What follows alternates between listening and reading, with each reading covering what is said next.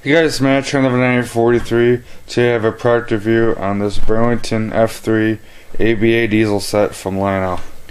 Moving on to the stats and info on this Lionel model, I have to tell you that this set is just phenomenal. This is my first legacy ABA, also my first scale ABA that I've owned, and I gotta say that this thing is just phenomenal. I love the paint.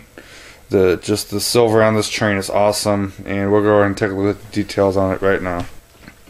Starting off on the front of the powered A unit, you have an operating electrocoupler here, which can be thrown using any one of your Lionel remotes, which that's kind of nice. You also have a brake line here, which you can't really see. It's a little hard to tell, at least on the picture, but it is there. You don't have a coupler cut bar, which is a little bit of a downer because I wish that they would have it. On the CNJ set they do, and all the MTH sets have the coupler cut bar, so it's a little bit of a downer not to see that coupler cut bar on there, but it's not that big of a deal to me. Coming up a little more, next to all the lighting features, you have the Burlington route sign logo, which looks very nice. You got this nice black stripe in here, which looks very good. Then you got this black, I don't know exactly what shape this would be or what it's used for, but it looks really cool nonetheless. Now I'll go ahead and talk about the lighting features on this engine. You have an operating headlight right here, which does have the Rule 17 lighting feature on it, which I disable when I'm running it, only because this is a first generation engine. This is a 50s engine, and they did not have the Rule 17 feature back then. The Rule 17 is for the engines now, the newer ones, but not for these older generation engines, so you can turn it off with the legacy, and I do that when I'm running mine. You have lighted number boards right here. Now these turn on when the track power first turns on. I tell you that the engine was receiving power. You have an operating Mars light right up here.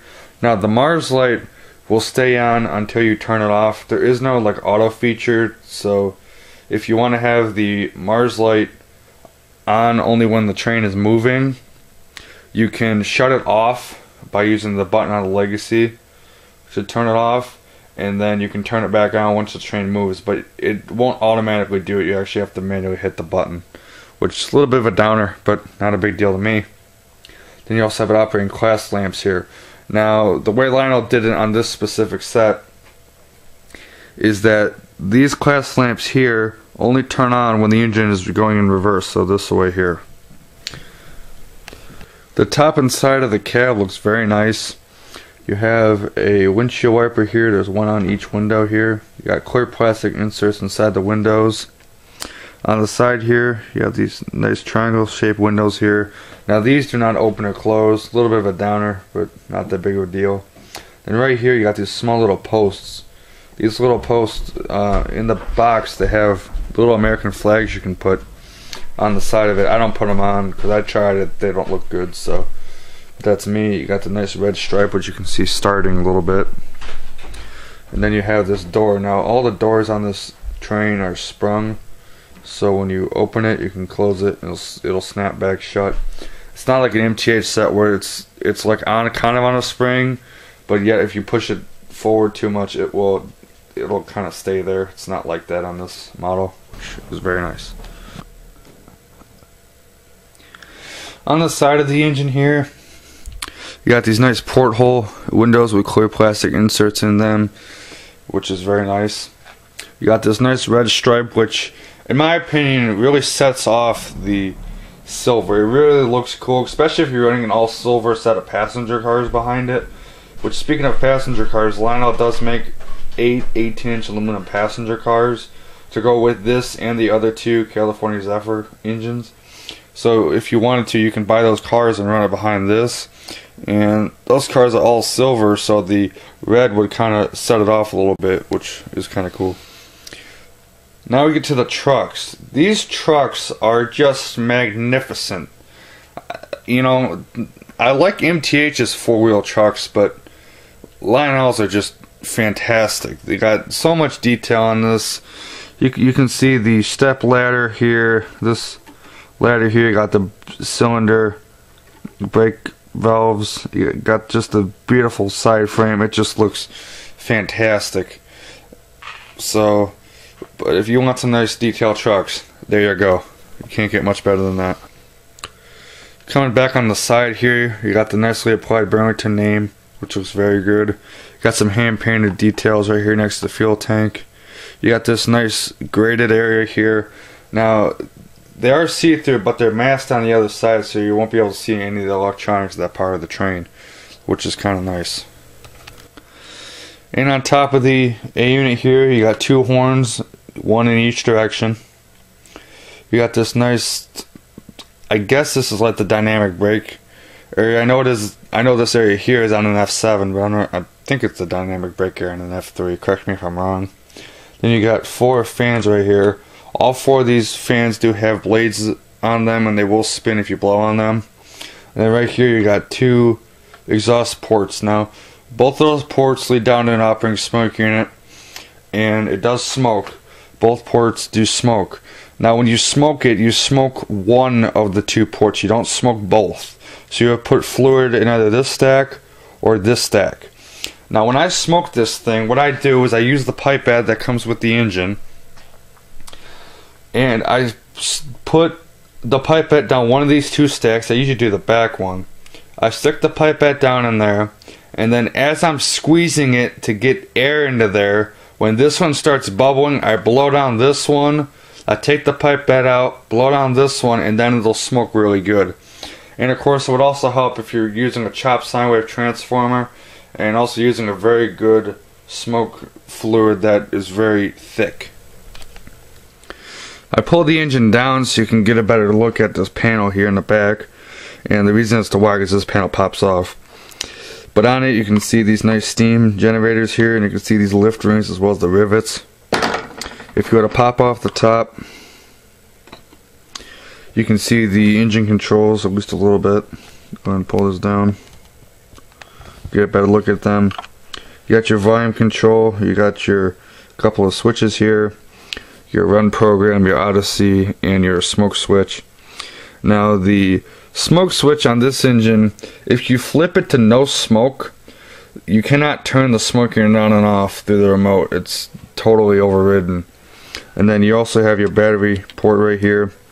Now, kind of a nice thing is, you can't see now, I'll show you in a minute, but the diaphragms on the back of the engine actually pop off. So if you're having trouble getting the wires for the battery in there correctly, you can pop off the back and just kind of move them the way you want them to, and that way it'll be all set. That's how I did mine, and I'll go ahead and show the back of the engine right now. So on the back of this powered A unit here, you have an operating backup light here, which looks nice. Again, you got the diaphragm here, and this does pop off. I'll show you how to pop it off in a minute. You got this nice little piece of detail here, just like a little, I don't even know, like a grab iron, I think it is. Then you got the door here. Now the door does open up, as you can see, and it is on a spring. You have a non-functioning coupler right here. Then you also got you some MU hose detail. Alright, so now to pop off the diaphragm, you're just gonna pull it out like that. And you can see inside, that's the battery clip right there.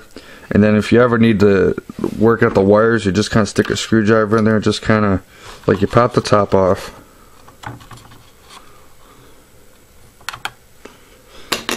And then you put you stick the battery in there, and these are the wires here, you just kind of work them in there. And then when you're done, you put the top back on the train, and you put this diaphragm on. Now this diaphragm has clips on it, so just make sure you put those back, and then the door, you can see the door and see the spring for it. So this just pops back on, and then you just want to align the tabs, and then there you go. Because when I first unboxed mine, my diaphragm was totally off. It was just, so that's how I know that it pops off. All of them pop off. So if you ever want to just look inside and see how the engine functions, or if you absolutely need to take it off for a specific reason, you can do it. Pretty cool. So that takes care of the powered A unit. Quickly before I continue on though, it should be noted that the powered A unit in the set is the only engine that has sound effects that when you first buy the train. You could, I'm assuming, put sound effects in the B unit and the non-powered A unit if you absolutely wanted to, but stock out of the factory, the powered A is the only engine in the set that has sound effects. Now you can buy the powered or non-powered B unit. Now it's sold separately. It doesn't come with the train when you buy it. When you buy it, you get the A and the A, and then you can buy the B unit separate. So that's pretty much that. The powered B has your lights, your motors, and your smoke unit. No sounds, but again, you could add some, I'm sure, if you wanted to. So, but we're going to take a look at the details real quick on the B unit, and then we'll go ahead and run this train. Not going to spend a crazy amount of time going over the B unit, because all it is a cabless A unit, so you really don't got that much to talk about. You got two doors here, you got your fan blade assembly here, still fan blades work, smoke units work. The really nicely detailed chucks, as I mentioned earlier, very nicely detailed chucks. Some of the best chucks, four-wheel chucks I've ever seen. You got the hatch that lifts off for your controls. Now what's different about this one here, again, no volume port, but there is your Odyssey, your run program, and your smoke control. And again, smoke control, same thing. Once you turn it off through this, you can't turn it off on and off through the remote. You guys actually turn the switch on. Once you turn the switch on, you can control the levels through the remote. So that's kind of nice. You also have a operating light back here and a coupler. Now it should be noted with the coupler, if it comes uncoupled, if the coupler keeps opening, what I would recommend, and actually what I did, was in this there's a small tension spring. What you gotta do, you gotta do this. You're gonna take this. Can't probably see well in the video. All right. There's a screw someplace. Where is it? Right here. You loosen that screw. There's a tension spring. Take that out. This will never uncouple again. I've ran like pretty good passenger trains behind this thing, because it's a passenger train, and it's always worked fine. Because before I was having trouble running a pretty good clip of 10 passenger cars behind it. The B unit always kept opening, and once I took the spring out, I originally was going to change it out with a non-functioning coupler, but then I figured, hey, if I ever need to throw out the coupler, which will probably be rare, but if I ever need to, I have the option to do it. So if you ever have that issue, take the tension spring out and you'll be all good. The spring doesn't really do much. It still works fine. It moves everything, so it's good. So that's about that. And finally, we come to the non-powered A unit. This engine has smoke and lights. There's no sounds or motors. So the only motored engine you would have, if you have just the AA, is the powered front A unit. And if you got the powered B, you have another two motors in there, so you'd have 4 motors altogether. That's, I think, the one area where MTH is a little better, is that the 2 A's do have motors, but then again, you got smoke in the powered B's, so I can't really complain. I'm not going to go over any of the detail because it's the same thing as the powered A, but I will go and take off the top, and you can probably see inside here that there's just the run program and the smoke control. There's no Odyssey because there's no motors in the train, so that's pretty simple. So it should be noted though that if you have the powered B unit with this train, you can program all 3 as the same number. It's just that the lights won't work right, and if you throw the rear coupler, this one here will pop, and so will this one here. So what you got to do is you got to assign it a train. Now, a train on the Legacy is a lash up, and what you'll do is you'll put this one here, the powered B and the powered A, each their own number. Now what I did was I got the powered A as engine number 9, the powered B is engine number 2, or rather number 6, and then I got this one here as engine 2. And I got it set up as a lash up, and I'll go and show you about that real quick in a minute. So that's how you got to run this thing. The lights will work fine, the couplers will work. Again, all of them will have smoke, so that's that. So we're going to go ahead and get this train powered up and running. Real quick, 2 things before we get this train turned on. I'll give you my favorite feature, and then we'll go ahead and talk about the lash up on this train. My favorite feature on this set, besides the paint job, because that's kind of a no-brainer, but it's the wheel scrape sound effects, the squealing and scraping and all this good stuff when the train runs. It sounds phenomenal, and also the horn. The horn is really good, but that wheel scrape sound, you got that thing running nice and slow with some freight behind it, it looks really sharp, but when you got that thing running really quick with passenger, it looks really sharp too. So on the remote here, you're going to go ahead and you're going to build a train. You got the powered A, then the powered B and the non-powered A. In my case, engine 9, 6, and 2. And then you'll just hit the set button and you're all set.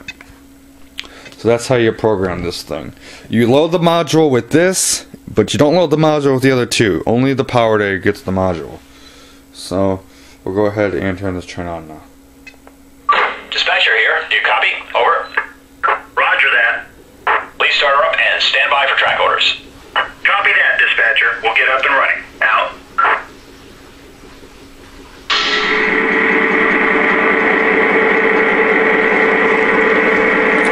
Alright, the train's turned on.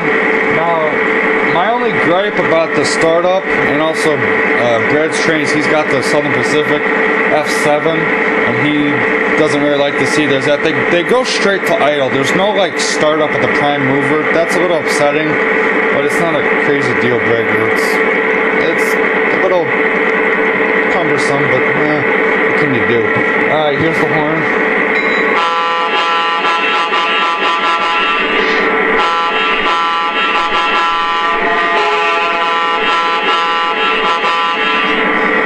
Here's the bell.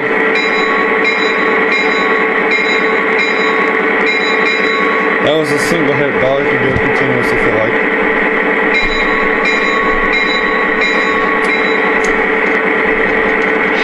You can do the Rule 17 on the headlight. You probably can't tell on the video, but that's this button here. It says off. And then manual, press and hold. It's auto.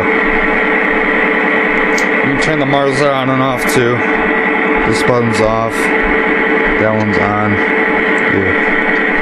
Off, on.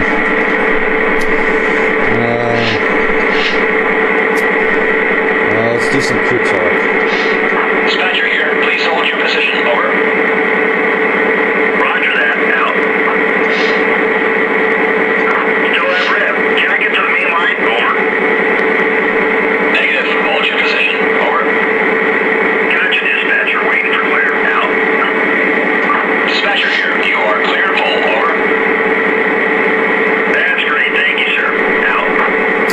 That's that. We're going to go ahead and hook it up to some cars and get this train going. Alright, we're ready to get this thing going. Now behind it, I've got 14 MTH Premier passenger cars. I've got some Santa Fe and some New York Central Empire State Express.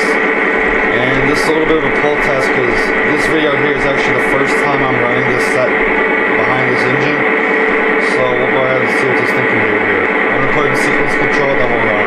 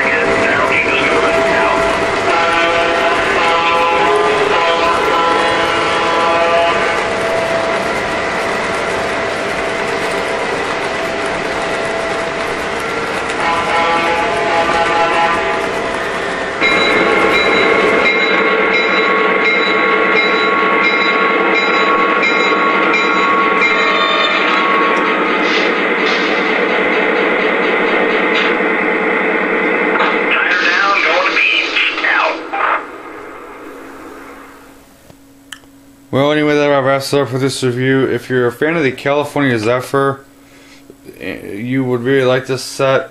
Or if you just want a new F unit from Lionel, this is also a very nice set. If you're interested in purchasing one of these sets, the retail price on the AA set is right at $730.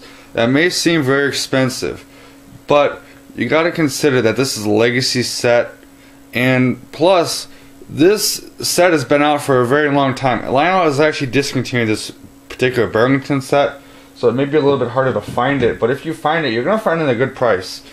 I got a deal on this set. Nicholas Smith Trains, he had a special, this one here, where he had the powered A, the non-powered A, and the powered B unit for $840. So you're basically paying full price for the AA set and then about $140 for the powered B unit. Speaking of the powered B unit, that price is right at $400. So, but also I've seen them. The AA sets are really cheap now. They're like $460. So you can probably find a set really cheap, and the powered B units for about like 200 something. So overall, pretty good price, and because $1,000 for 3 engines is really crazy. So, but if you can find a good price and you really want one, I wouldn't hesitate picking one up. Beautiful train. So, but that's gonna wrap it up. We'll catch you guys later. Real quick though, I also will be doing a comparison between an MTH set, the American Midland F7 set. I will compare to this one. I'm not going to go over details that much. It's basically just going to be for sounds, but I will go ahead and compare it. So keep an eye out for that video too. I'm Matt, channel 943. Catch you later.